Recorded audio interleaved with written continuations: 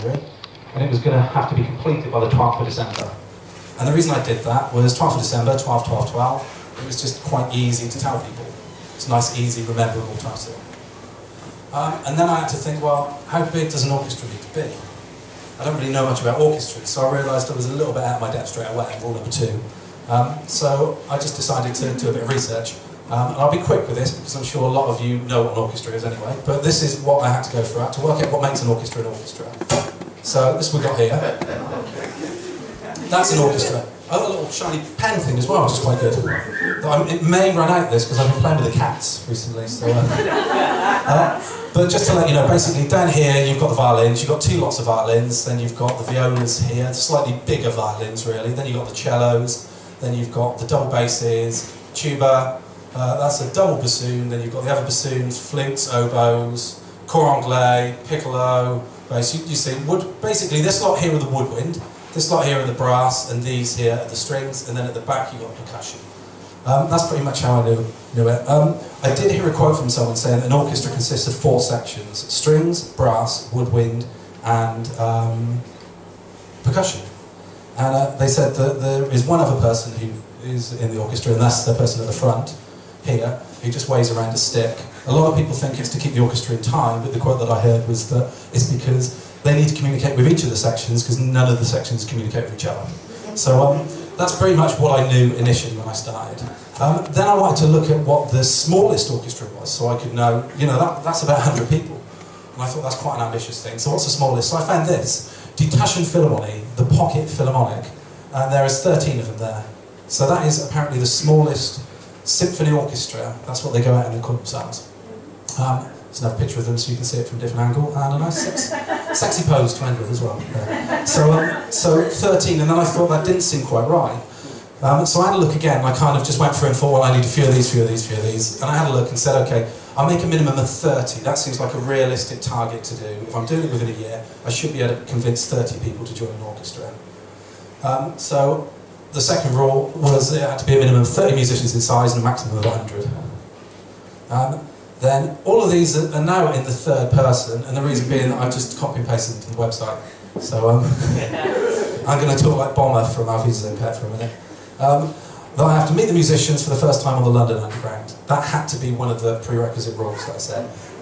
It said that they had to be carrying their instrument, or at least part of it. There was no point in me going up to people and saying, oh, are you a violinist? I know you don't have anything with you, but do you play violin? Otherwise I could stand there all day and it just seemed like a waste of time. So for me, I just decided that they had to be carrying their instrument or part of it, because as you saw with some of the instruments, they're massive, and you're not going to see anyone carrying them. So that's that. And then I said that they must know the musicians personally and mustn't have met them before. So that was the other rule, that I didn't want it to be people emailing me saying, oh, that sounds like a good idea, where should we meet on the Underground? So I made this kind of rule that there'd be no communication. It had to be strangers, that was the entire point of it. But because I play with musicians in the band that I play in, I didn't want to exclude them from it. So I made this little rule that said that I'm allowed to pick musicians that I work with, but they can't be included in the count. So if I had an orchestra made up of 30 musicians that have worked with me before, and none of them were met on the Underground, then the official count is 0. And that's kind of the way I did it. Then the venue had to be played for is from a list of 12 top venues agreed prior to the challenge. Didn't really want to do this thing where I didn't know where I was going to be doing it, and I wanted a set list. So I set about with a list. These are just taken from the website. They're anything from the Royal Albert Hall all the way down to Union Chapel. So basically Union Chapel is about 800 capacity, Royal Albert Hall I think is 6,000. So that gave me a bracket that I could do. So yeah, Royal Albert Hall, Hammersmith Apollo, South Bank Centre, O2 Academy in Brixton, Barbican Hall, Roundhouse in Camden, Hackney Empire, HMV Forum, O2 Empire, Shepherd's Bush, Coronet Theatre, Elephant and Castle, Coco in Camden, and Union Chapel. So those are the ones I started with. If you also look, this was a screen print as well. If you look carefully, you can see up here it says how to do screen prints on a Mac. I know it's left up. So this literally has been done this week. So adding to that, that was going to be the list of the 12 that I was doing. And then I said that I'd have to compose all the original music myself. I still wasn't certain what music would be played, whether it'd all be original, whether it'd be classical as well. I was still working it out. But if we were going to do original music, which would be part of the challenge, I'd have to write it all. And I can't read a note. I mean, Ben over here, I'm going to just wiggle in there. Ben plays viola. And I met Ben at Baker Street when we were both drunk. And he was carrying his viola. And I remember talking to you and Tom, the cellist that you were with, and I just said, I'm having to write all the music myself, I can't really know music. And I said, but it's not going to be shit, honest. And Tom said, are you sure? So, and I'm really glad that they both ended up playing, yeah. So yeah, that was one of the other ones I did there. And then I said that I made this rule. Number 9 came a little later, but I'm just going through all the rules now. Number 9 came about because I started making excuses not to go onto the underground or making excuses not to go up to people. And I really regretted it because I was down in Bethnal Green and I was walking in and there was this young kind of cool black guy carrying a trombone and he was outside for a long time. And you do this thing in your mind where if you don't do something within a couple of seconds, you start thinking of reasons not to do it. So I get in and I have to think, well, okay, I can't approach him yet because he's outside. Maybe I'll approach him all the way down at the bottom. And as I went down the escalator, I started thinking to myself, oh, I bet like trombone, I bet it's like jazz and funk that he plays. Complete stereotype. And I got down to the end and waited on the platform for my train and I saw him come down and he went to the opposite platform. And I got on my train and did approach him and just before the doors closed, something changed to me and I just jumped out, just literally just before the doors closed, ran over to the platform and started talking to him and he was really interested in it. And after that, it made me realise I can't make any kind of judgments on what kind of music people would like, and I can't make excuses. So I gave myself a rule that I would have to speak to people, even if I didn't want to. And that one was one of the hardest ones to keep, but I didn't break it.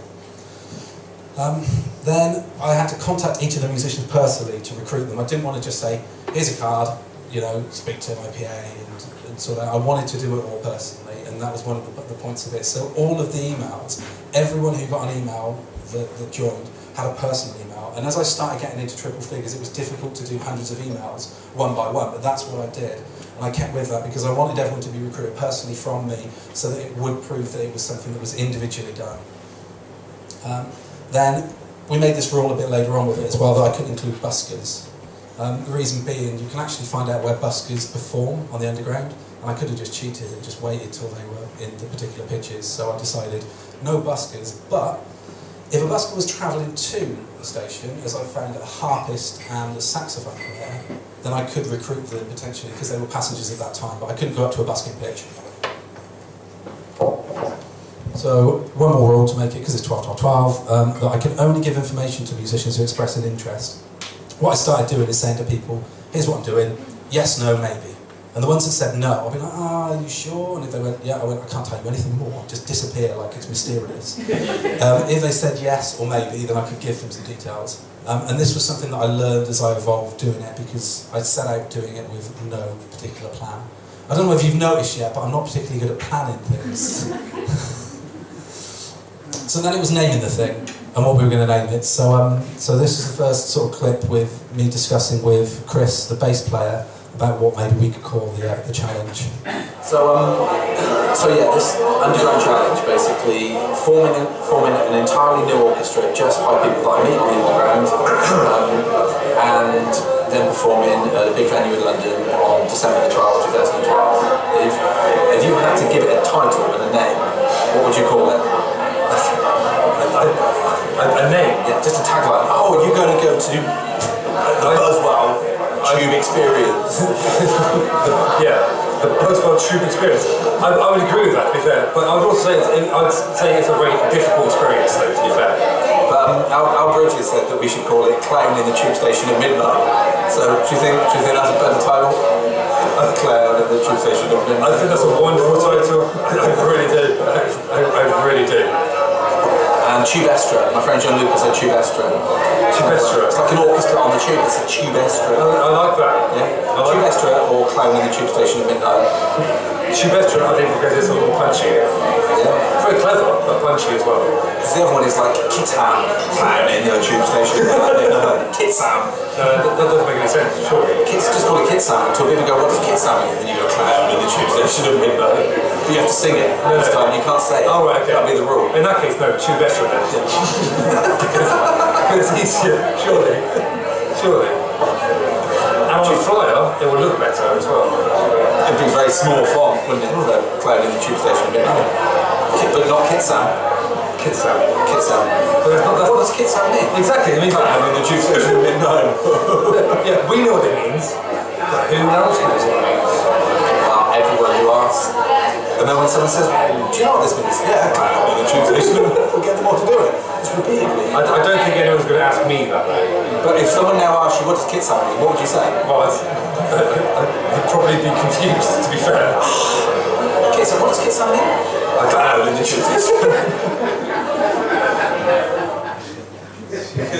So you can see I was taking it quite seriously at this point. So we came up with loads of names, that one, and then we kind of settled on that, the London Underground Orchestra Challenge, until TFL told me that anything with the words London Underground is copyrighted and it would affect their brand. So I had to delete that, and then we called it the Underground Orchestra Challenge, and then just added the 12-12-12 because that was when we were going to do it. So the first few days, now what I might do, because we're kind of a little bit rushed with time, I might skip through some of the video footage, because there is a documentary that this gentleman down here has been making, and you can get a lot of the video footage later. So I might play little bits of it, but I'll explain a little bit about the first few days afterwards. And then I'm going to move on to techniques. Basically, for the first few days, just to summarise, first 3 days I found no one. And then when I eventually found someone, I was in such a panic because I didn't know what to do, that I went up to her and said, do you live in London? And she kind of went, no, there's this cellist. And I walked across the carriage to get to her, and I kind of panicked before I got there, and he just went, do you live in London? She went, no, I don't. And instead of saying, it's because I'm doing this challenge, I went, where do you live? And she went, Manchester. And I said, I told her what I was doing in a real fumbled way, and then kind of went, what grade are you? And she said, I'm a professional. And I sort of went, it's just bye. So, yeah. And I hated myself for it, so I decided I needed some techniques. So I'm just going to play a few of the techniques. Basically, if you're going to try and find people on the underground, you do need some techniques. So the first one that I used was platform meandering. And this was basically just sort of wandering around, as you can see, walking about. I'm quite tempted to play just an hour-long footage of just me walking around, because that's what it was like for me almost every day. But you just walk around, as long as you're inside the underground, just keep wandering and wandering until you find something, basically.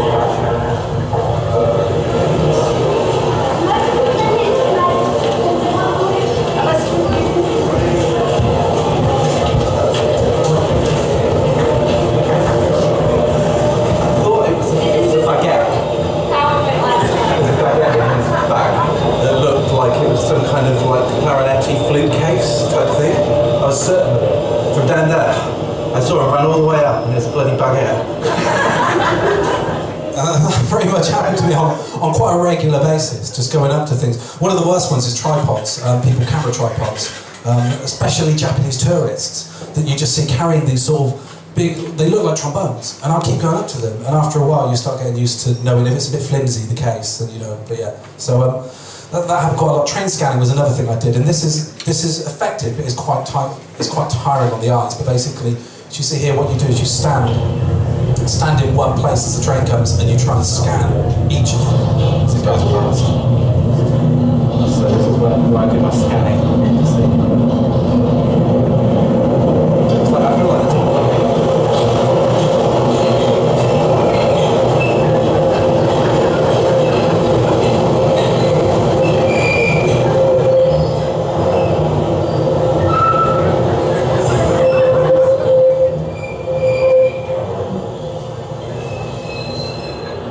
Does it look weird? Do I look like I'm having some kind of fit? No one again. Only once have I done it on a train and then found someone on one of the carriages afterwards, so I actually think I'm fairly accurate in capturing people or not capturing them. With my scanner vision. So yeah, that was a fairly unsuccessful attempt at trying to find musicians, because the train's going by quite fast, you don't really get to see them. Carriage hopping and strolling, basically, is where you instead of staying at a station trying to find musicians, you're going on to each of the trains as they arrive, and then you run through the carriage, and then you jump off at each stop, and then you run to the next one, which can be difficult if you're with people. I lost a lot of friends that way. Ready to do some running? Some carriage hopping. Sounds like I'm saying carrot chopping. Let's get ready to chop some carrots. This isn't ideal. We're in the last doors of the carriage. We need to run all the way to the first doors of the one.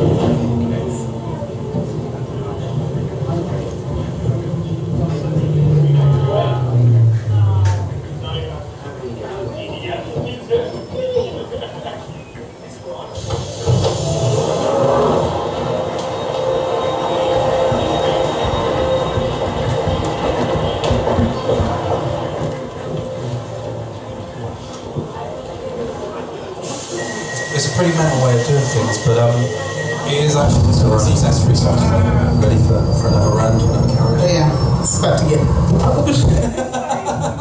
Let's do it.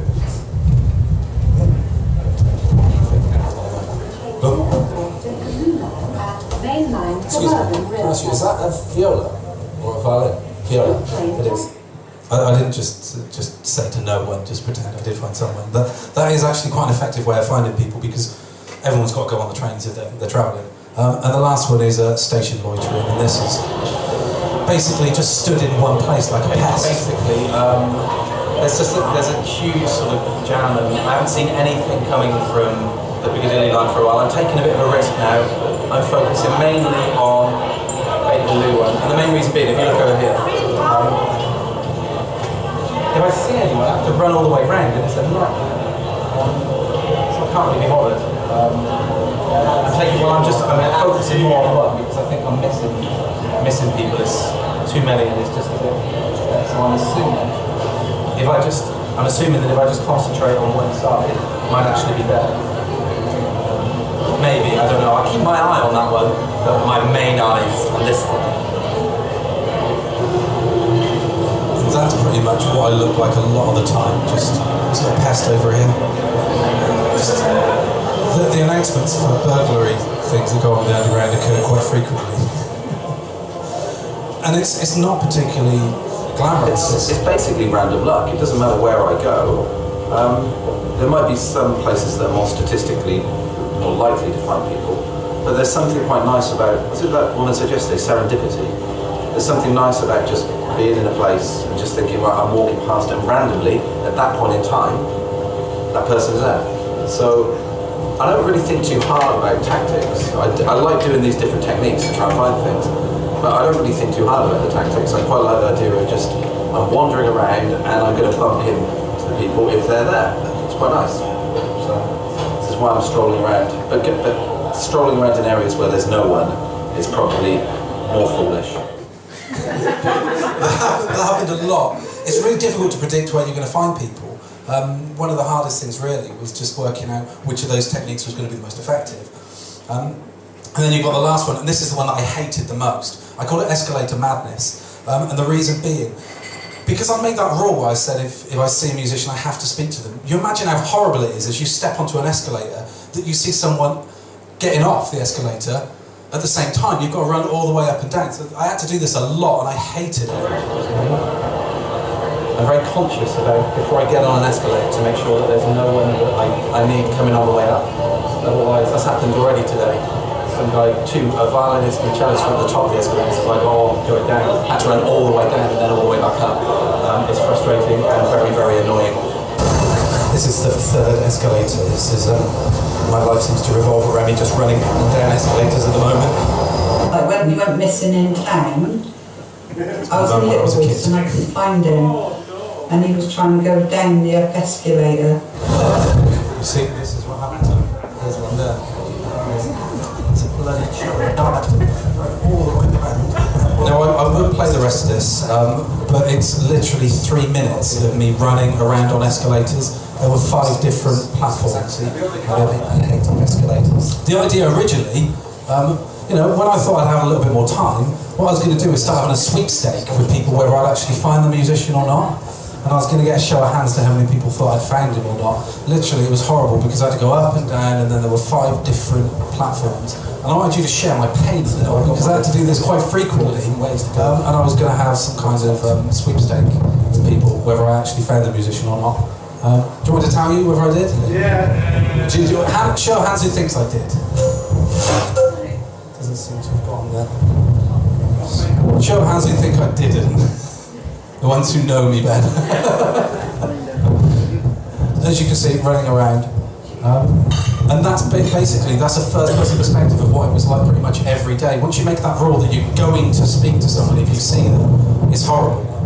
I also will apologise about the sound quality for most of this. This is me not editing things properly. But look, here I am, running around. And yeah, just that there are certain places that it's horrible that you kind of try and keep your eyes down so you don't see anyone. Because if you actually spot them, you're obliged to do it. And then running, because I knew I had to try at least every avenue, I just ran around every single one. So that's basically me running about. I should just end it now and tell you I didn't find it, basically. But you know, I just want you to realise what I had to go through. Realise my pain. Exactly. So 5 different exits at that place. That was was it St. Cross? Yeah, King's Cross. There he is. I didn't find him. See? Yeah. Very, very nice guy as well. So yeah, that entire time, you saw from the moment I saw him to the moment I actually met him again, he was still waiting there. So it proved that you can, if you do try and push to do things, you can actually achieve them. And there's the last one that I just added in purely because he's a Swindon lad that came up and helped me. I call this the Chris George share. This is a technique for finding musicians that didn't work very well, surprisingly. So I'm at a Mansion House station with wonderful Christopher. Hi there. Christopher George. Do you prefer to be known as Christopher or Chris? I prefer Chris. Chris. So for the duration of this journey, he's going to be called Chris. Just go on, just shout. Does anyone have any musical instrument? Does anyone have a musical instrument?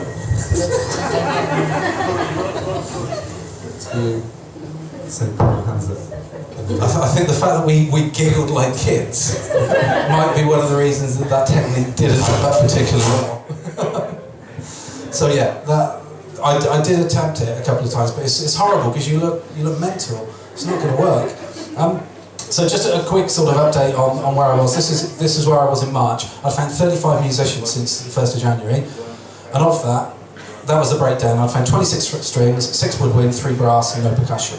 And the people who had expressed an interest were 26. Wasn't all the string players, I know it looks like that. But basically, so a fair percentage were going, you're not mental, which was quite good. And people who had signed up to the orchestra had 0.5. Basically, I had a guy who I met at bank called Jamie Masters, and he said, I really like the idea, but I don't think I'm going to be skilled enough to be able to do it, but I might be if I have enough time to rehearse. So that 0.5 did become a 1. He actually did join and perform the thing. Problems. I'm going to whiz through these because there were loads of them. Now I could spend ages telling you about all the things that went wrong with this because there was loads and loads of them. So time, money, no plan, lack of interest, no focus, no how, venues or book, no classical knowledge, Olympics taking over. That was horrible. Just everywhere. Lack of resources, looked like a tramp.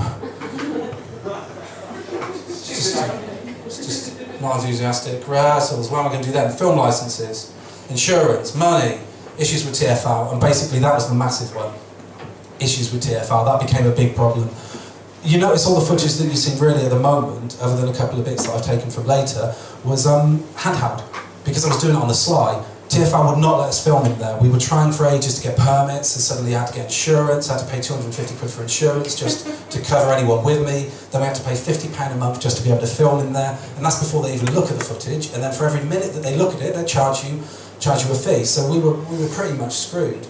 So I wrote to Boris Johnson and said like, blah, blah, blah, blah, blah, I'm trying to form an orchestra. Basically said, can you help? Do you like the idea? And it's this bit here. I said, the reason for contacting you, well, as with many things in life, you can rush into things with a lot of passion and good-heartedness, but not think out all the consequences. Your amazing tackle against Maurizio Godini springs to mind here. So I'm just going to play you Boris Johnson's amazing tackle against Maurizio Godini. Best intentions meant the best, but look at it.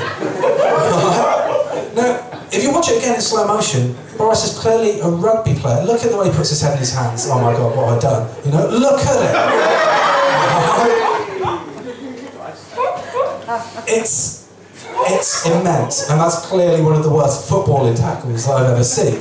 So I thought he'd be quite enamoured by my letter, but I got a response. Thanks for contacting the mayor regarding this exciting project. That started off well, I was getting quite good, even though it's about exciting wrong. Exiting project is what he actually said. So he's telling me that it's not going to work. Hope it's going well. Can I suggest that you contact Candice Jones in the TFL press office? So I was back to TFL again, so I needed help. So I started sort of asking my friends, and it was around this time that I met my girlfriend, who is at the back, Gina. So I started just asking for help from different people. We had Darren Whiting. Now, Daz was here, did the website, so he helped all the promotion that we could have through the website. Then I have Vince Barnett.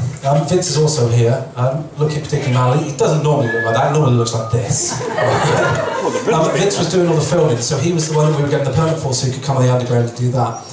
Then I had this guy, Sunil Patel, contact me, and he said, you don't know me, but I've heard about your idea and I'm totally inspired by it. He met up with me at Baker Street. I told him that I'd be doing the challenge there for one day, and he came down, he bought me breakfast, and he just said, I love what you're doing, I'm really inspired by it, I want to dedicate 1 month of my life to it, and just you can have me for whatever resources you want. I do event management, I've done loads of stuff. Amazing guy, and he was one of the people that really helped on the night actually, making it, although I kind of support the fact that we did something there, but yeah. Yeah, and there's my brother. My brother acts as well. My brother normally looks like that, and there he is with Vince. Can anyone guess what song they're singing? There. It's Fleetwood Mac. Oh, they're going, oh, wow, I want to be with you. Believe it or not. And there's Gina, my lovely girlfriend, that you can see her at the back. And we also had Sean Jones is here as well. Now Sean started out, and he was going to help with some of the event management. The problem that sometimes that me and Sean, we both have the same problem, that we just dick about a lot, and that's sometimes why things get delayed and they don't happen. I just want to just show you a little bit of footage from when Vince tried to film him talking about me. How do you know Sean? I don't know Sean. Roswell. Who's he? Anyway, so how did you first meet Sean Boswell? Well, it was a long summer's day in Swindon. Had a few drinks. Half naked. Right, okay, so how do I know Sean Boswell? I've known Sean Boswell since we were little boys. We used to be touched together. So how do you know Sean? Anyway, yeah, Sean Boswell, that's the ginger guy, yeah. Should be taken seriously, you reckon? Yeah. We definitely should be taken seriously. Yeah. What's the question? Anyway, how do I know Sean? Sean Boswell? Yeah, because I am Sean. Yeah, okay. Right, we can do this in a very short couple of seconds. Sean Boswell's a prick. Right, he's not really anything, he's failed, and he's a miserable, moany bastard. So that's the man I recruited to help me out. Sean is here. So Sean came on board. One of the other problems that I found was sometimes I'm easily distracted, he's easily distracted, so this was something else that happened. this is what he does. I'm bootleg DVDs. This is the man I'm entrusted to the challenge, buying bootleg DVDs at a bloody pub.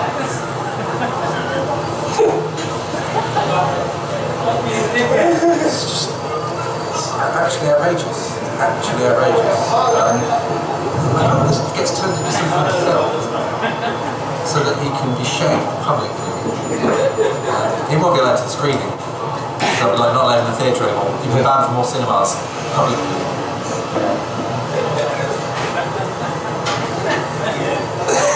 That's what I point out as well. It was by an American Pie reunion.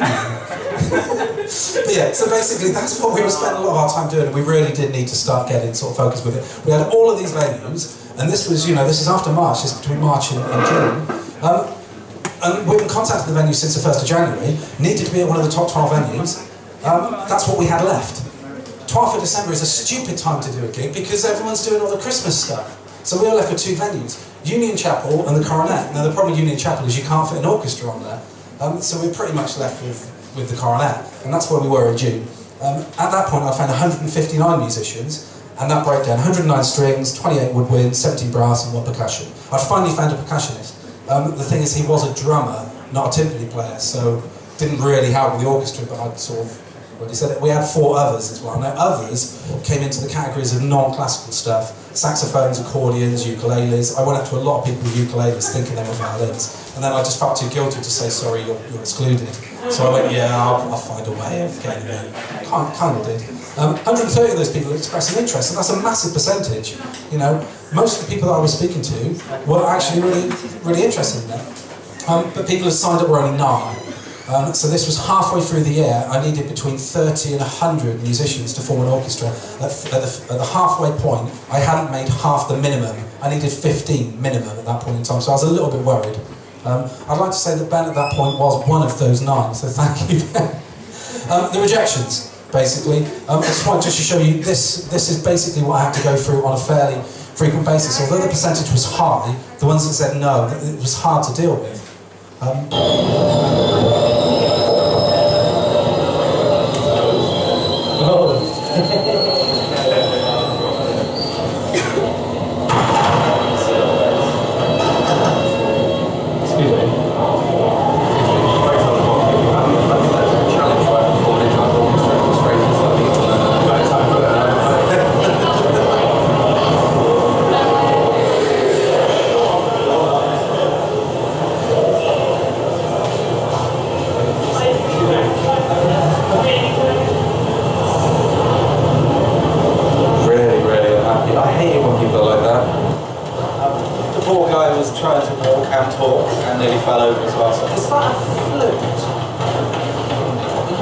Escalator madness, you see, there it is.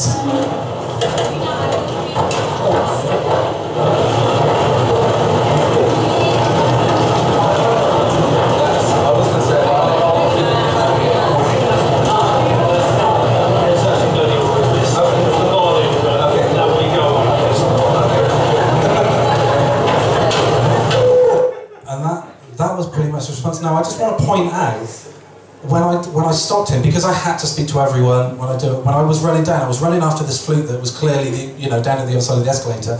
I spotted the violin, that kind of trumps it. That's the way it works. If someone's in your proximity closer, then you have to go speak to them. So I had to speak to this guy, and when I looked round and I tried to tell him, is that a violin or it could be a bassoon, and I wasn't in his face, I was distant. He looked like Dennis Nielsen. He had the eyes of a killer. He was horrible, and he sucked the energy out of me when he started talking. So him reacting like that didn't surprise me, but look at him. He looks fierce. He was horrible. And when you meet people like that, look at my face actually, look, that tells you what I'm having to go through. And that's a horrible thing, because what you are actually doing is you're approaching strangers, you're interrupting them. They're well within their right to act like that. They're being accosted by somebody that they don't know. And even though I was trying to do something that was nice, you have to respect the fact that some people just don't want to be bothered. And that balance was something that I found really, really difficult. So I started thinking about quitting. I was actually in the middle of the year, nothing seemed to be going right, and I just decided that maybe quitting was the right thing.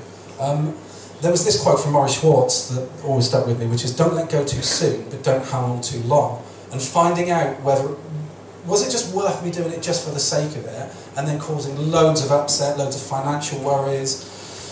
The whole thing just sort of bothered me, and the biggest problem I had was I was trying to work out and balance the challenge. I was doing a full-time job in London and my relationship with my girlfriend in Swindon, and I had to make a decision on what I wanted to do. So basically the job went. I decided out of the 3 of them that's what I needed to do, and I believed that I would have enough time by relocating to Swindon and travelling out to try and make it work, and I knew it would be difficult, but it was Virginia as well, because I do love her very, very much. And the thing is, she's been incredible. She has been seriously incredible, and I'll show you some of the work that she did just to help me with this. But what I want to show you first is she helped me with so much of the challenge, and I used the footage that I've got and the handheld camera to do things like this. I've locked her in. Tesco's. She wasn't looking, I just put the cage across. And I'm using the handheld footage that I've got, that I'm using the camera to do the underground, and I'm using it to trap her and film her. So not only is she incredible, but she has to deal with that as well. This is some of the footage, some of the press. Now normally I wouldn't be just going, hey, look at all the press we got, but the reason I'm just showing you a few of these things is because this is what Gina did. She became the press officer, and she started gaining publicity, and with publicity became interest. And the thing started to become a lot easier in the sense of me not wanting to quit as much. So we had, if you can look, you can see Ben. There he is.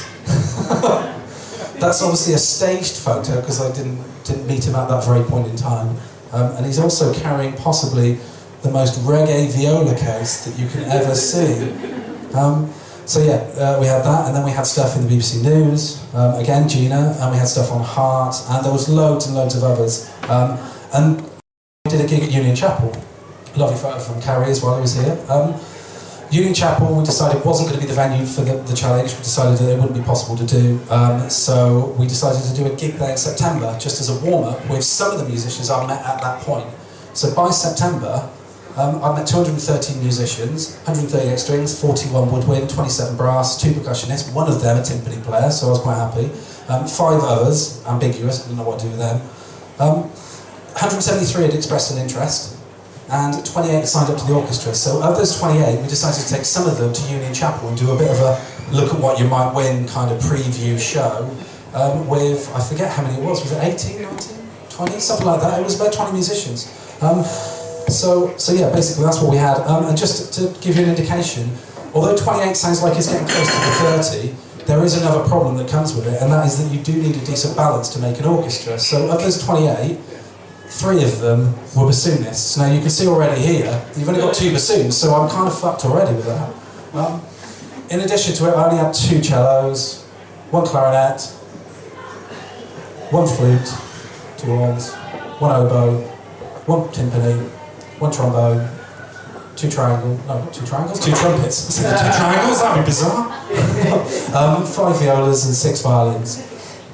So basically, that would have been my makeup at that point in time of an orchestra, and doing that on stage would have just been really bizarre. You'd have 3 bassoons at the back making lots of noise over only 2 cellos. So I kind of needed to still work a lot harder than just that. Oh, I also had a saxophone and an accordion that I didn't know what to do with, but they were signed up and going to be playing as well. So that's basically where I was at by the middle of the year.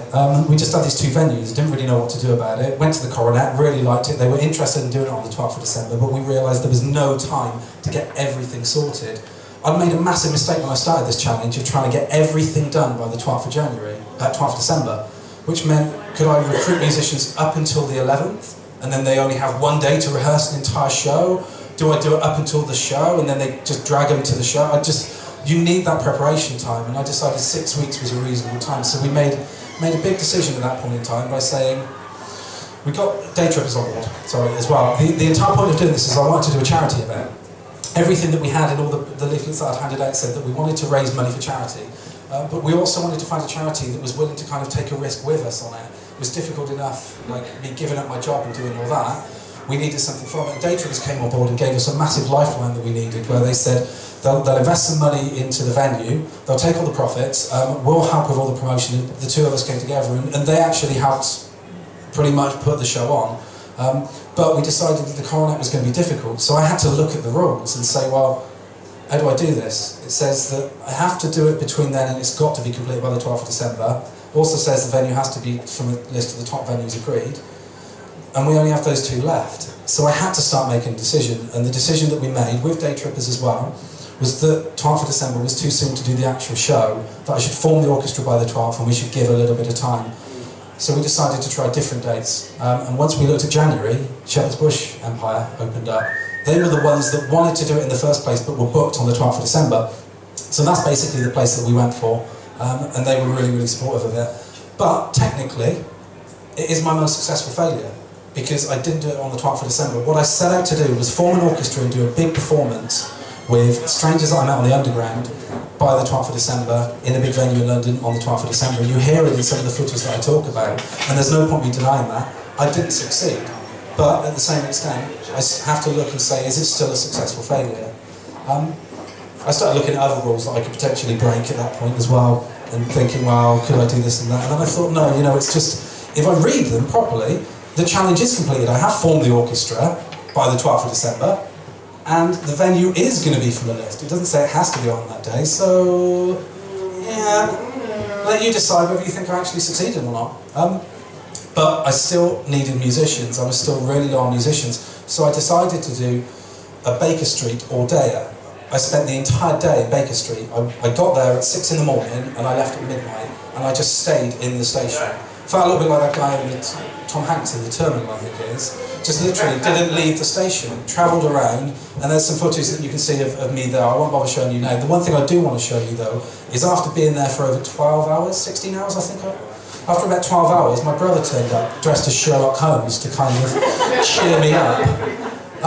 You can also see what's happened to me by this stage, that I'm becoming trampier. I was worried that I looked like a tramp before, and now I'm in this state, so there was a real worry that things wouldn't work.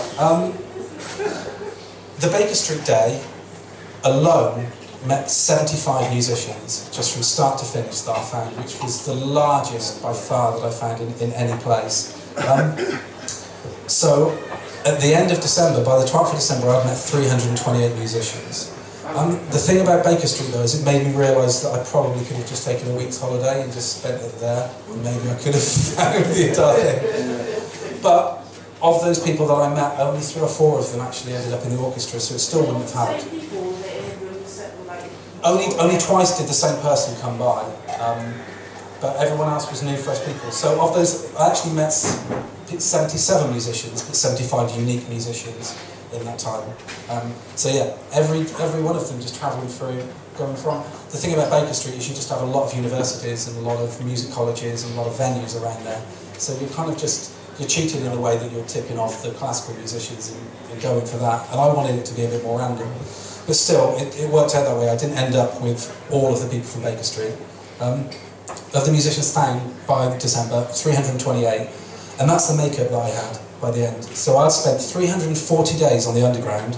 I met 328 musicians, 205 string players, 61 woodwind, 50 brass, and 6 percussion.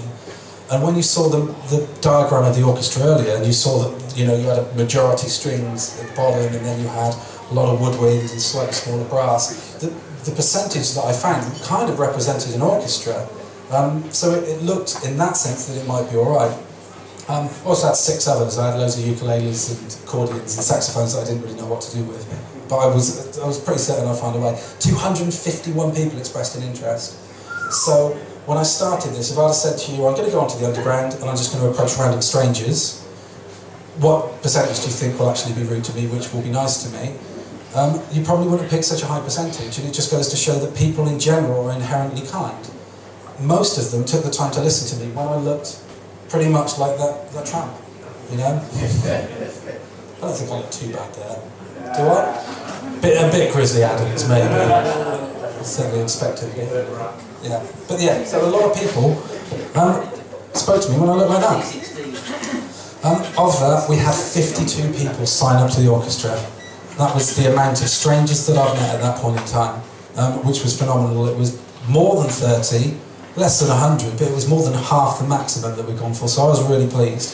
Unfortunately, we did have a bunch drop out, so it actually ended up with 47, but that was still well within the thing. So what we started looking at was the makeup of the orchestra and whether we'd have enough of everyone in there. And on the 12th of December, I was certain that I wanted to do a show of some kind. So we got this place in London called 61 Whitehall, which is opposite Downing Street.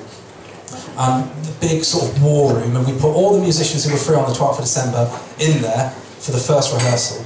None of them were given music before then. That was the first day. They'd turn up and I'd say, here's what we're going to play, see who's there. Now I do apologise, the sound quality isn't great on this. I've just decided to snatch something from that day just to show you a brief little bit. It's very, very short. But just shows you. Okay, so I'm a musician district line at the moment. No, it doesn't. As you can see here. I'm wrong. It's all the musicians. It's just a little bit about some of the people that I find it's hard to find as a flute. And I'm here with Dave.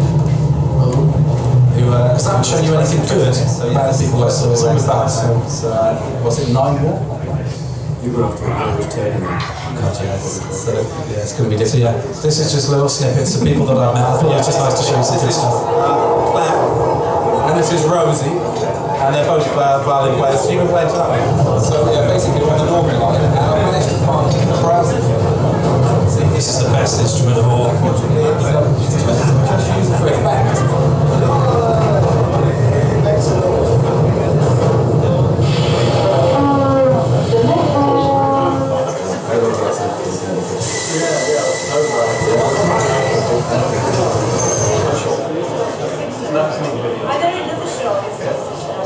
If he finds me on there, right? Come join it.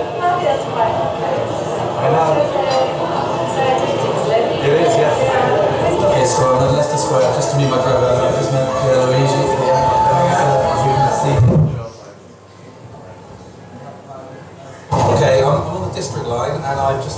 sorry, your name? Will. Will and... Yeah. Rosanna.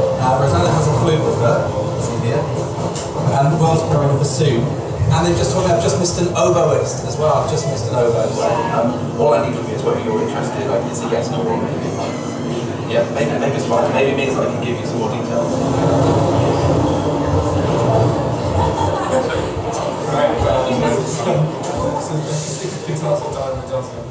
Okay, so I was at Kelly Stark and I saw two ladies carrying instruments.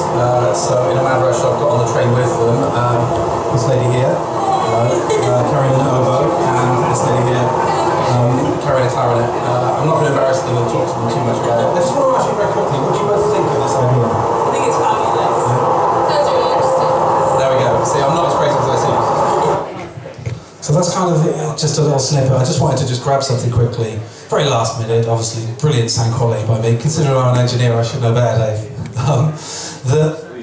The people that I met in general were really nice. You know, they were the ones that get you down. The problem that I have is that when people are really nasty to you, it kind of knocks you twice as hard as it does when people are nice. And in general, it was a rule for me, and it really sort of taught me something about overcoming negativity with stuff. It doesn't matter how nice people are. You can have 99 nice people, and the one nasty person is the one that you remember.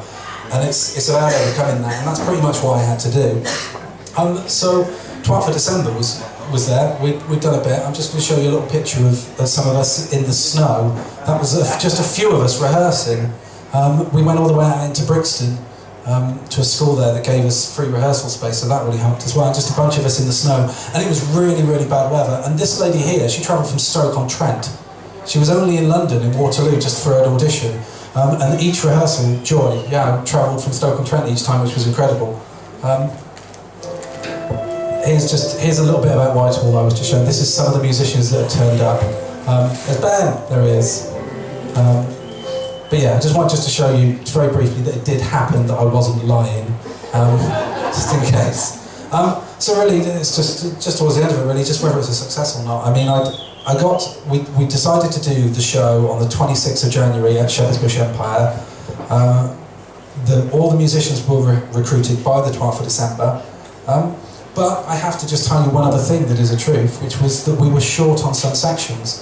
I didn't have as many violinists as I'd hoped. We had maybe nearly 10 violinists drop out from the 12th of December to the show, which is a huge chunk of musicians that we needed. Not in that 47. That 47 still counts as the musicians that continue doing it. So what I ended up having to do is work out what we were going to do. I had my own musicians that played with me, so they could join in as well, and we knew that, and that would bump up the numbers, but we were still short. The only section we were short on was violins.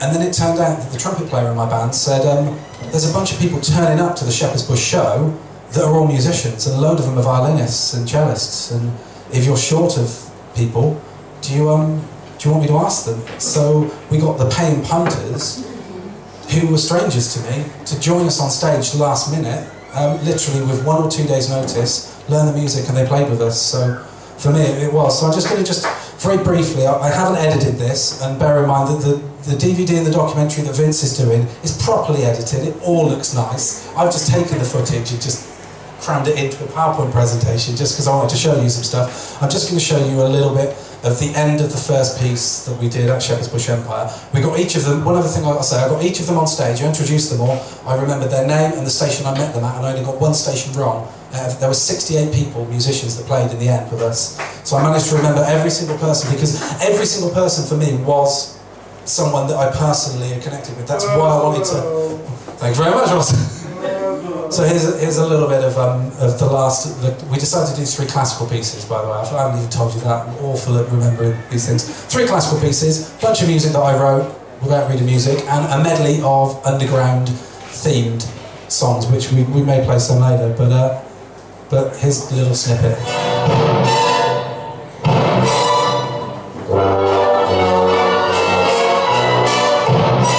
There's Ben there.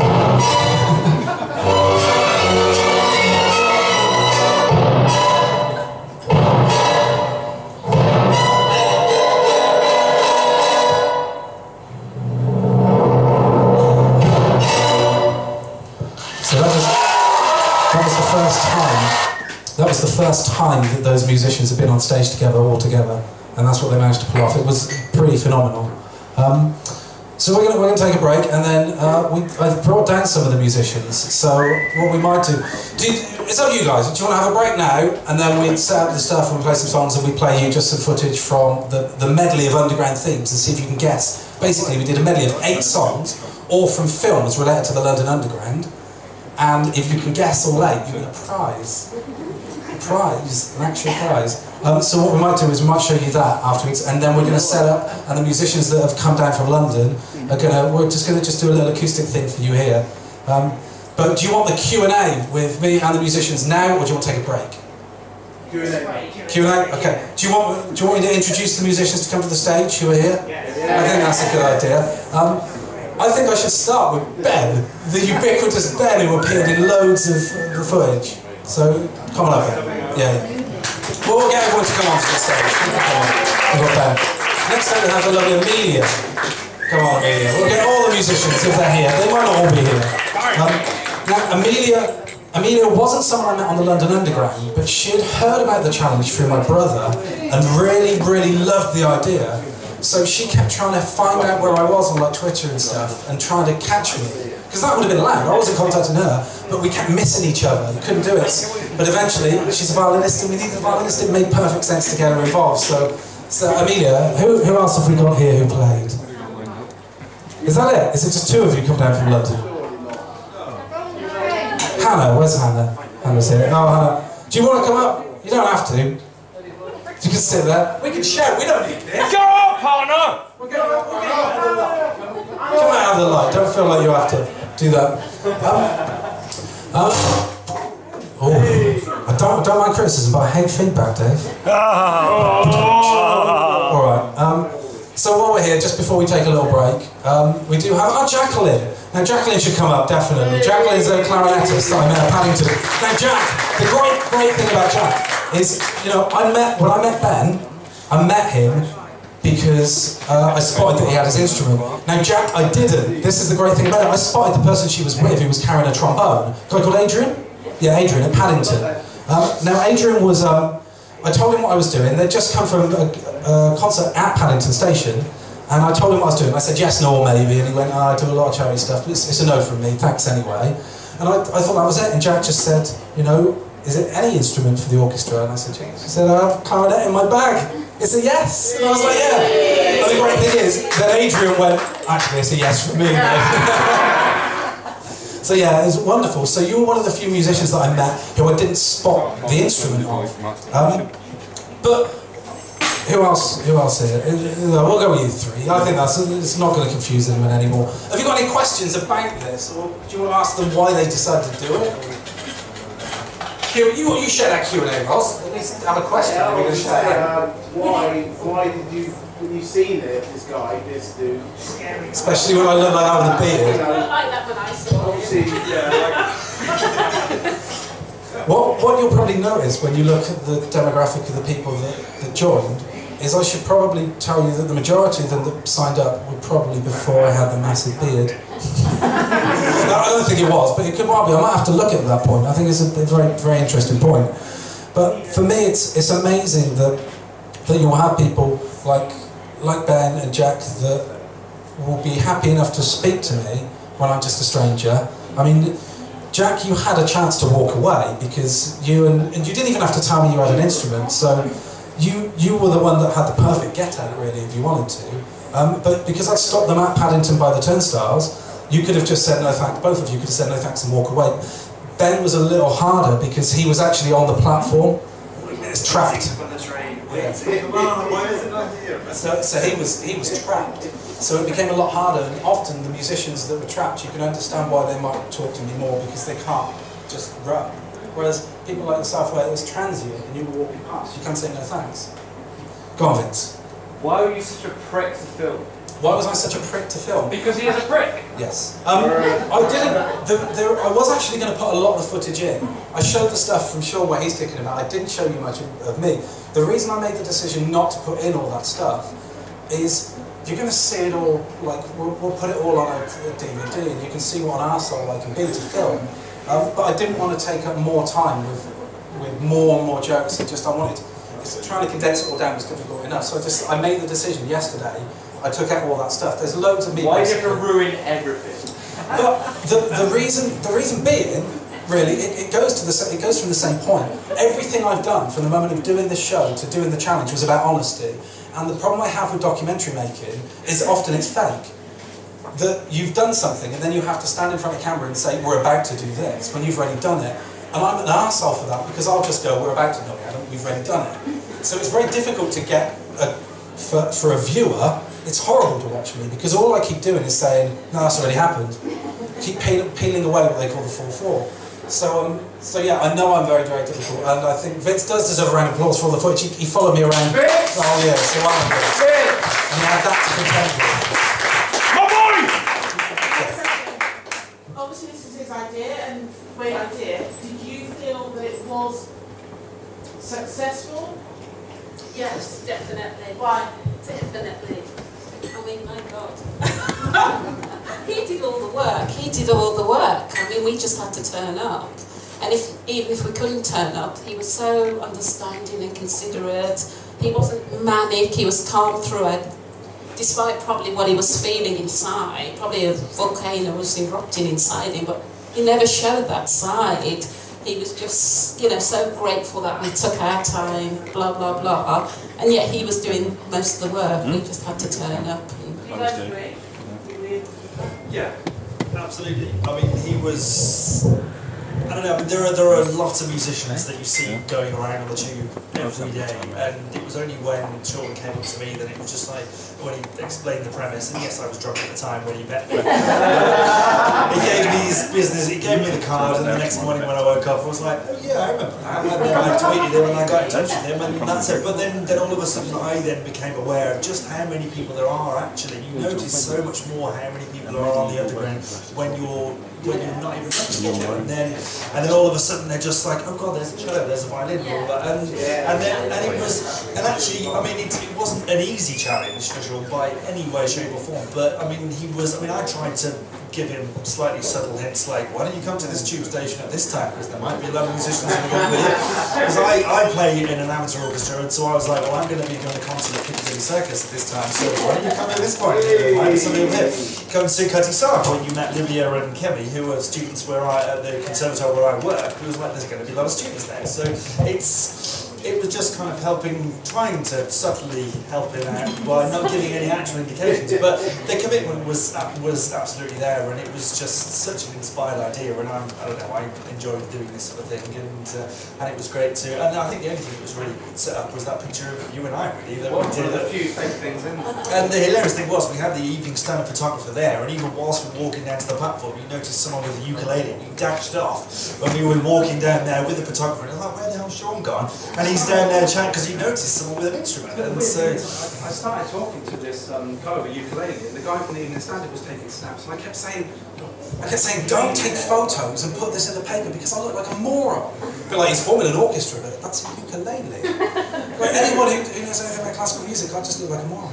I don't, but I think there were probably a lot of people that when it got aired, watched it and went, oh shit, that's that freaky guy I met on the tube that I could have had an opportunity to have been on. Yeah, and I wonder, the violin guy, none of your business guys, that's the one that everyone always says to me, I hope he looks at it and feels bad. People are very old people, they don't know. To be honest, there were a lot of people that I knew who were like, oh yeah, that's an amazing idea, how can I meet you? I was like, well, it's just a question of hopefully you'll meet him, there's no like, maybe... There were a lot of friends from people that did meet him and went, well, you never know with it. you're not going to know, are you? I bet there are. I do like the fact that you couldn't apply to join the orchestra, you couldn't recruit, you couldn't rehearse, you couldn't audition, you could just stalk, yes. And Amelia is a person that, proves that perseverance pays off, because you heard about it, you're interested, and you tried to find me, and just every time, like, you'd be late for work, and my brother texted me saying, one of my friends was trying to find you today, and she just missed you, but I didn't want to tell her where I'd be. But it got to a point, when it came to the show, and we needed a few more string players, it felt perfectly right to reward Amelia for trying. It was bad luck that we didn't see each other. Lots of waving. Yeah. Yes. I'd like to ask you, Sean, personally, for you, apart from the friends that you met and the musicians, what do you think the legacy will be for the orchestra going forward? When I did it, I didn't really think much about what might happen afterwards. I'd never really. It might surprise you that I just jumped into it without thinking, but yes. But what I'd like to see, and some of the stuff that we're now looking at coming up, is that it would develop further. I'd like to see more people use this recruitment process. It's a very fine line though, because you don't want people feeling comfortable talking to any stranger.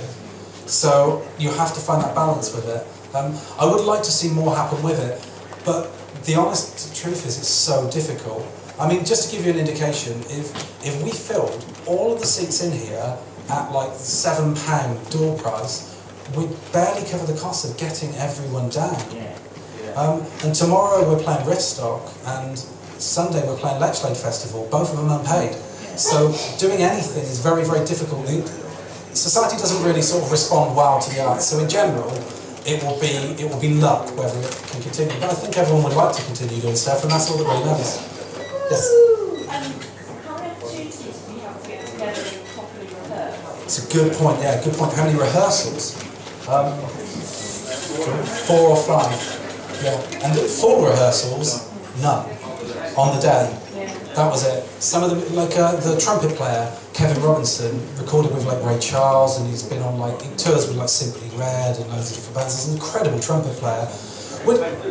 He plays flugelhorn as well, yeah. When I text the musicians about the rehearsal, the one you saw in the snow, he just texts back saying, "Sorry, I'd love to be there, but I'm in Barbados, just playing, touring." He just toured around, but he'd made that pocket to do it because he really enjoyed it. And it's those musicians as well that I'm really humbled by, because he's an incredible musician. That took his time out of a busy schedule to do it. You know, I'm not taking away from anyone who wasn't on tour, but it's a lot easier to come from like Brixton than it is to come from Barbados. Yeah. So in the rehearsals, you said you can't read music, so who run your rehearsals and who kind of make sure that... That's a very good point. I didn't really mention about, we needed a conductor, and I tried to find one on the underground. It's almost impossible to find a conductor on the underground. Ironically, Kevin Robinson, the trumpet player that I just mentioned, is also a conductor. So he was in contention to do it. The problem was his busy tour schedule meant that he wouldn't be able to come to a lot of rehearsals. There was someone from an orchestra in Portsmouth, the conductor there, wanted to do it. In the end, what we did is I spoke to Ellie Verkerk, who plays trumpet with me in the band, and she's done some conducting for jazz groups, never for an orchestra. So the conductor that you see is actually, it's her first time conducting an orchestra as well.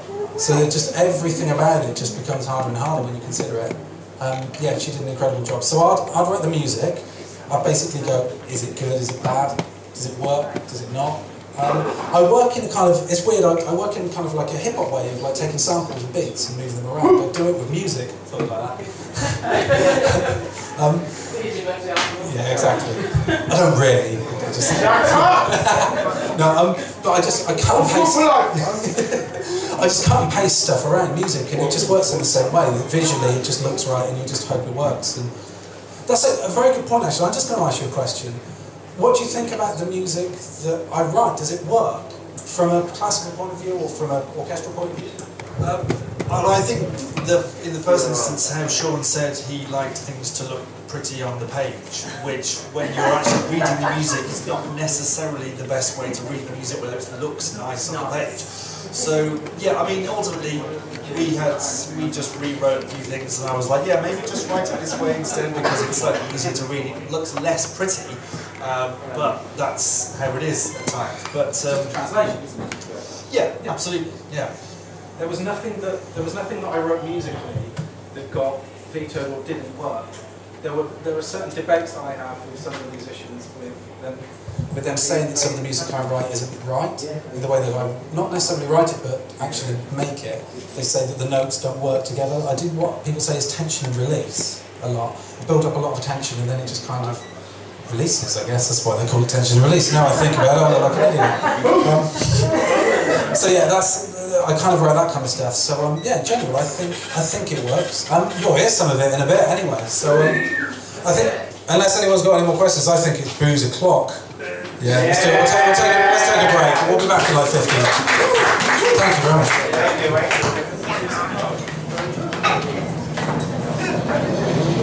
want to regame?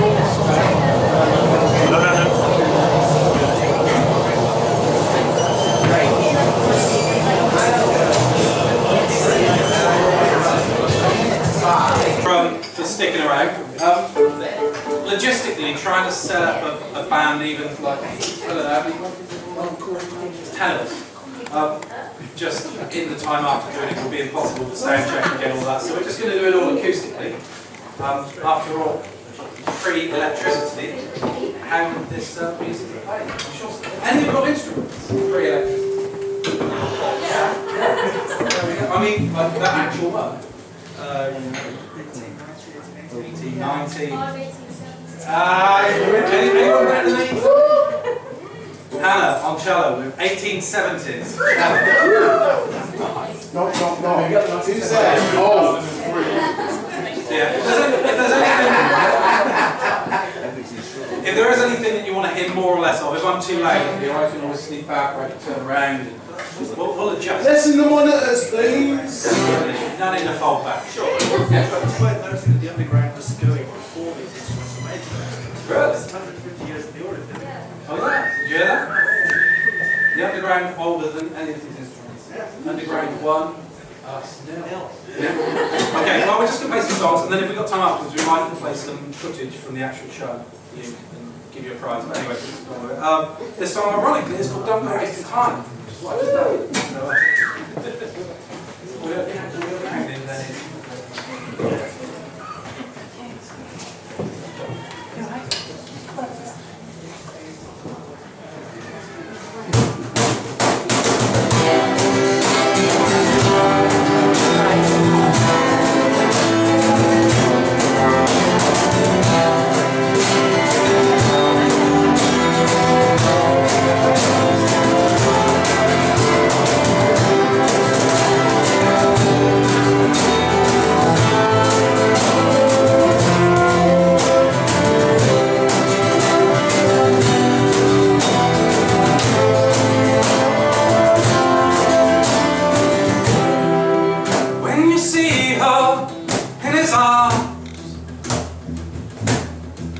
Does it make you run?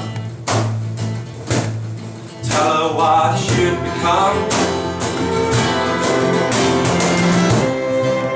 And you know that she's in love. How does it make you feel? Yeah, how do you really feel? Really feel?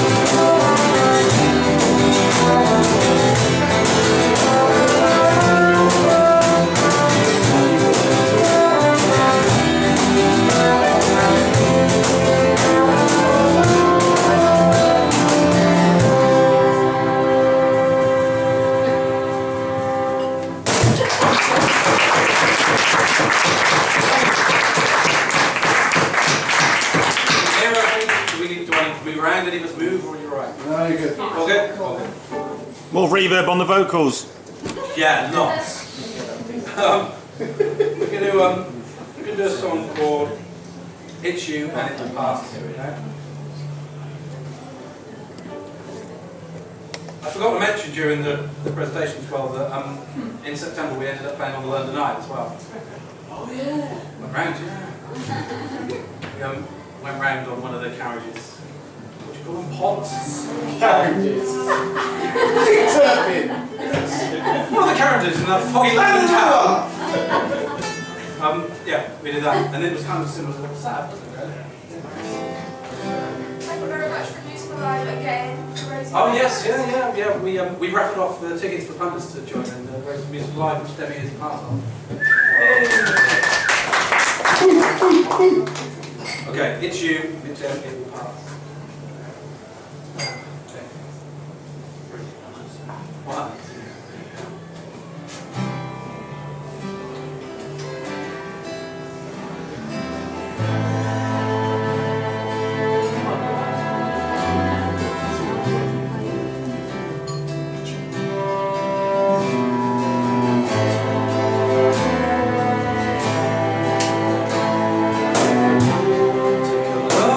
Before I'm old, it's too late now, some might say. Don't forget what's in our hearts. It's not just blood that pumps the brain. Where's my chance to tell my tale? There's still things I haven't done. Where's the lesson that I love? I don't learn and she don't stay. Time unfinds me, distance still binds me, but I keep running away. Saying what I wanted, my mind is still haunted by you. It's always been you.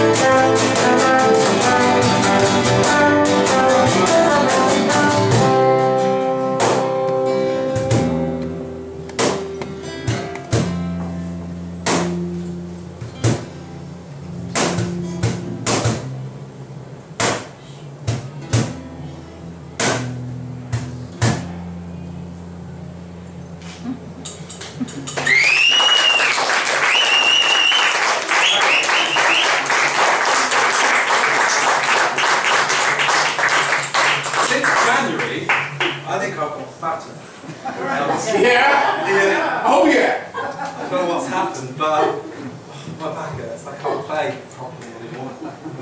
I've leased myself out over the last I'm just going to introduce each of the bands. This is Hannah Bolton on cello. Victor Bengal on piano. Jack, I always call you Jack Noel. Jack Noel. Three members. Sarah Man on trombone. And the trumpet part. Amelia Grab Schuster.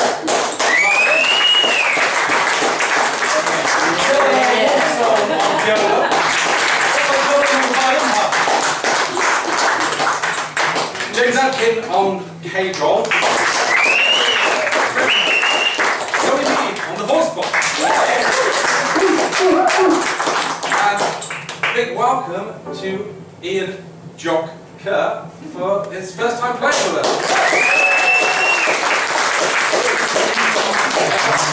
It's time I've turned into Jules Holland. For the family? For the family. This song's called For the Family. Sound practice less. You practice? I practice less. There's no music done. Oh, there we go. It's the same as the way you want. And this is why I was meant to bring music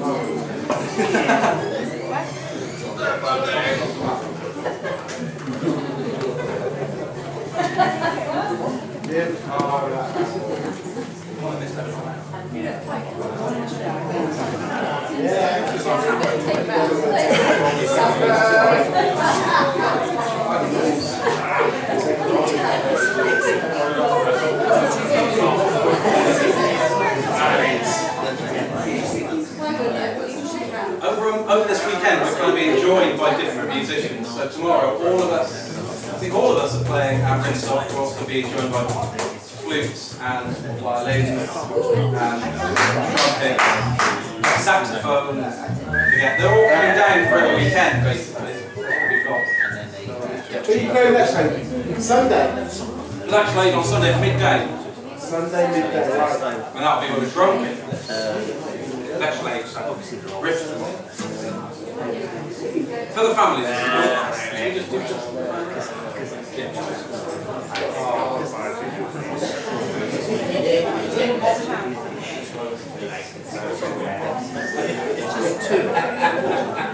We're going to cover these missing instruments by a series of mouth noises. Sequence. Never know.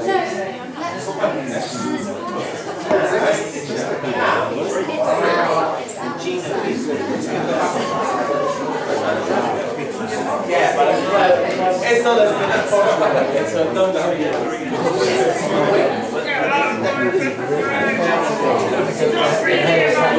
don't get me wrong,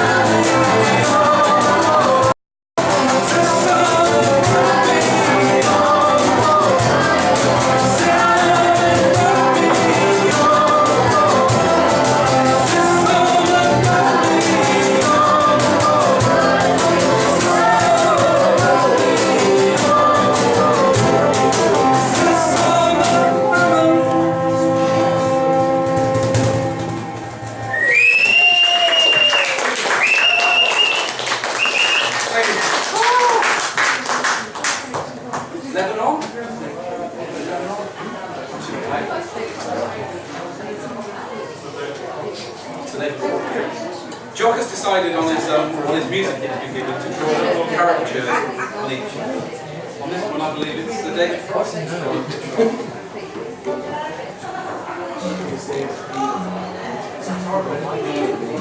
While I'm tuning up, I'm just going to tell you just a little bit about a theory that Jock has about Ronnie Corbett. Apparently, when Ronnie Corbett was fallen, another 3.5 Ronnie Corbett's taking place. I saw a drawing that he did the other day. True. This song is called Lebanon. In the Lebanon. Exactly. That's exactly it.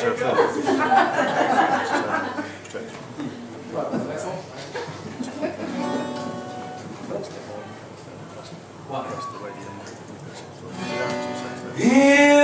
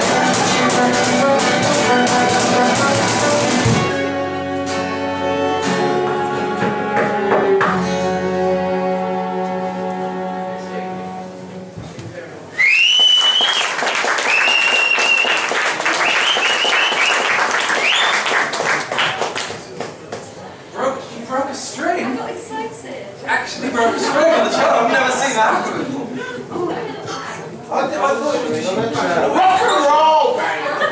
Rock and roll! Break a string on a cello. Do you want to take straight? Do that, right? Are you all doing good alright for time? Oh, yeah. Yes? Oh, nice. Sarah's going to change the string quickly. Anna. Thank you. You only just met her. Sarah, have you got to change the string? While we're waiting for her, I'll keep playing the night for old Dixie now. That's all right. I'll keep you busy with an acoustic song. Down here. Does anyone like the band called The Band? Yes.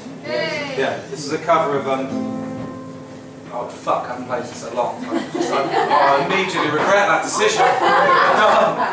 Let's do it.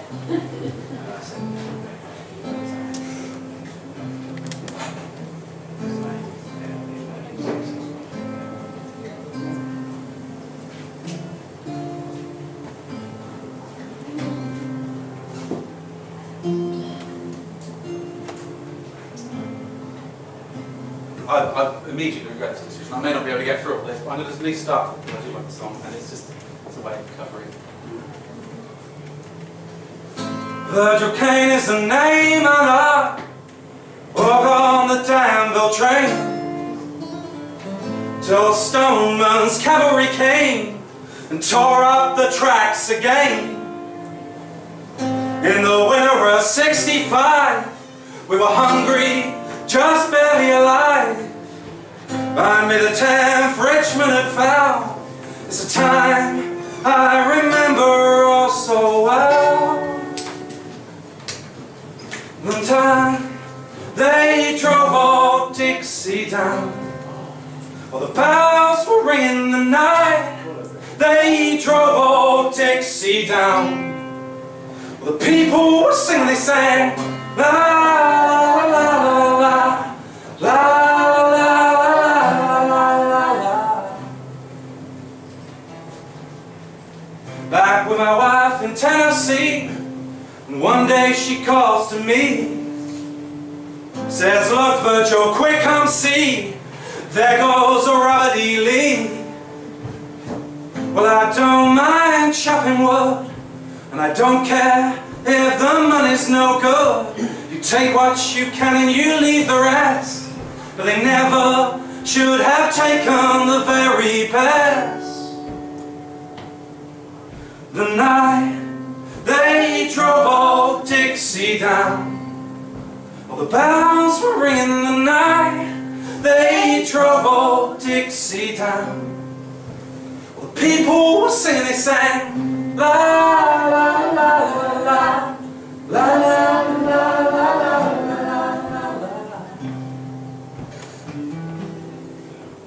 Just like my father before me, I will walk the land. Just like my brother above me, who took a rebel stand. He was just 18, proud and brave, but a Yankee laid him in his grave. I swear by the mud below my feet, can raise a cane back up when he's in defeat. The night they drove old Dixie down, well, the bells were ringing the night. They drove old Dixie down. The people were singing, they sang la la la la la la la la. The night they drove old Dixie down, well, the bells were ringing the night. They drove old Dixie down. Well, the people were singing, they sang la la la la la la la la la la.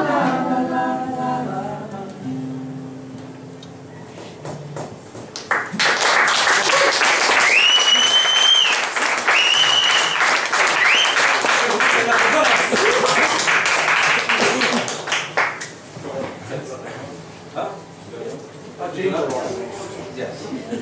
What if we can do time? We were going to miss out. And it's in the book. do a song that is quite difficult to play without fingers, isn't it? It's a seamless for me, it gives me cramp, basically. It's called One Desire. So we can do it.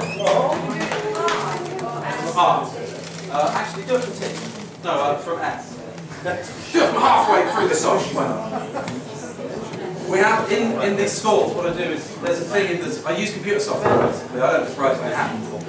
I write the music, just keyboard, bash, put it into this music software, and it prints it out. And if it doesn't look pretty enough, then I change it and then lose it, which makes it a little bit easier to read in some ways, in some ways not. But there's little things it doesn't work. We're going through rehearsal mark S, in case you wanted to know. Yeah. So there we go.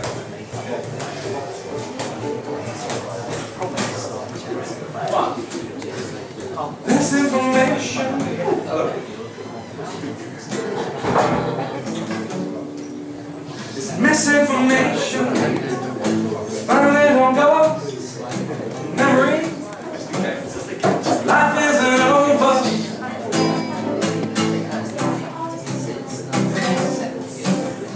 Feels like another.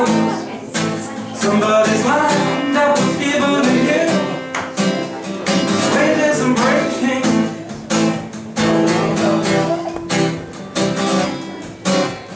Tired of making all the mistakes that are already made. Your friends think that they're helping when they say that it is healthy to explore and try to be with someone else. Try to be with someone. Try to be with someone else. Try to forget it all now. Try to be with someone else. You don't have that one desire. Be with someone else.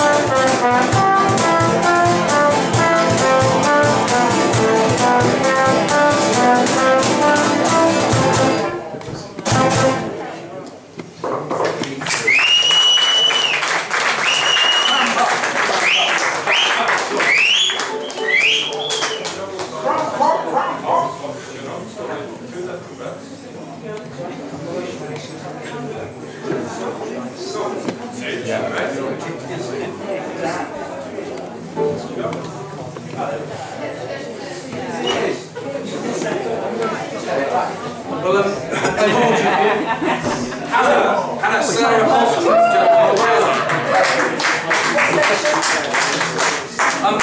we're gonna finish with a song that was actually written about the Underground Challenge that I wrote for it.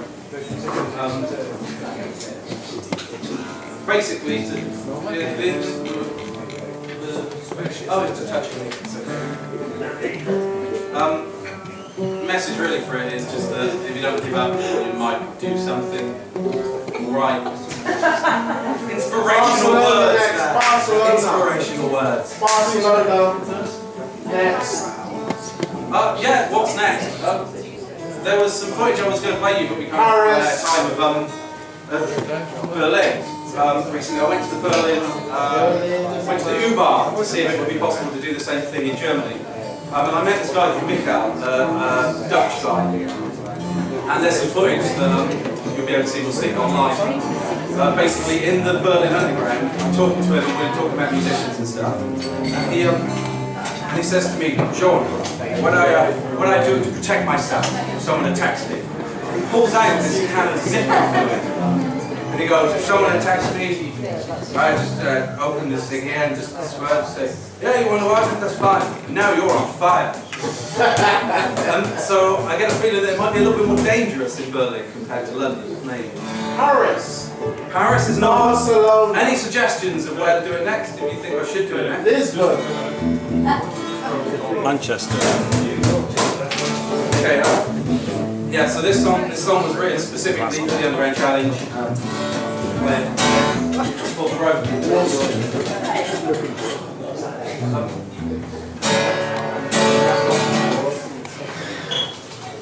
And it's not. I wrote like a Superman ending for it. I can't do it. It's my stage show, right? To you, that's like. Okay, right. It's called The Road. 4. That's 5. Okay. Just for you. 1, 2.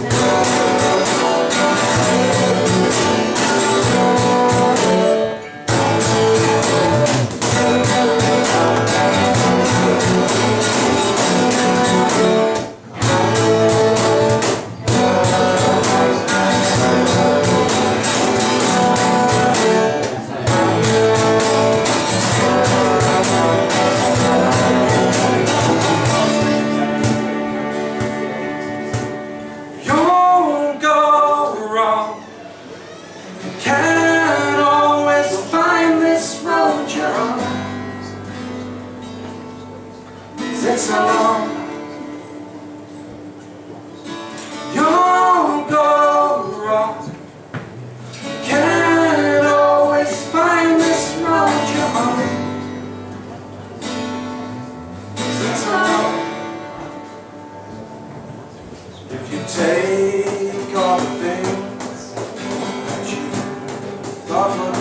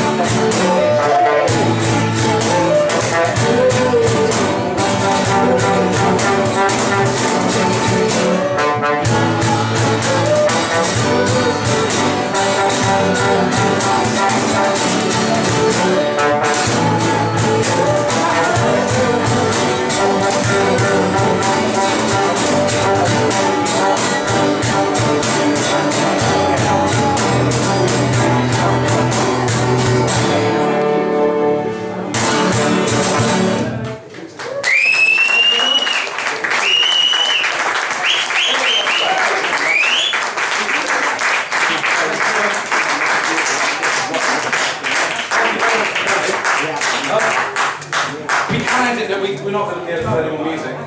I've broken through as well, and we ran out of music in the book. It's up to you. We can call it a night out. It's quite late, isn't it? We've done it for a while. The other thing we could do, we have 2 tickets to SM1 Fest in August. If anyone wants, if they got 10, 15 minutes, we can play you the medley that they did at Shepherd's Bush Empire, and you can try and guess each of the songs, and whoever guesses the most wins the tickets. Do that. There we go. We don't edited it like earlier today, hence why as I say, the guy who makes the films will do a better job of it, but I did this earlier today because again I left everything to the last minute. So you get this. Here we go. Enough talking for me. 8 songs, 1 bonus.